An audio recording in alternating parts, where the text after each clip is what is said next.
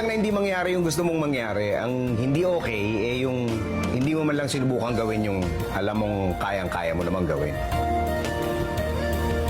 Sabi nila, wala raw shortcut mula sa pangarap papunta sa tagumpay. Para ka raw maging successful, kagaya nung naririnig ko dati sa TV, dapat magsumikap ka. Yung pangarap mo, hindi mo susukuan hanggat di mo naabot.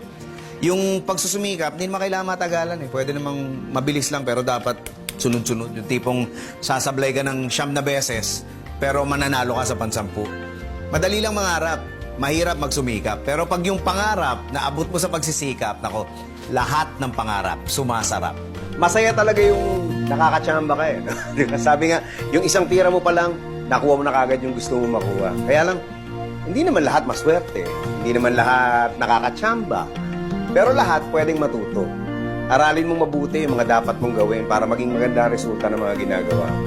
Samahan mo na rin ng maraming dasal, sipag, at tiyaga. Dahil pag magaling ka na talaga, kaya mo nang ulit-ulitin yung panalo eh. Kesa sa umasa ka sa swerte, umasa ka na lang sa sarili mo. O ano, saan, sino, bakit, sa paano, paraan.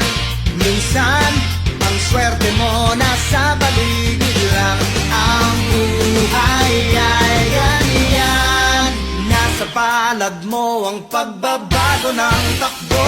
At walang mangyayari kung hindi mo susubukan. Magbukas ka ng isipan kahit talo may natututunan.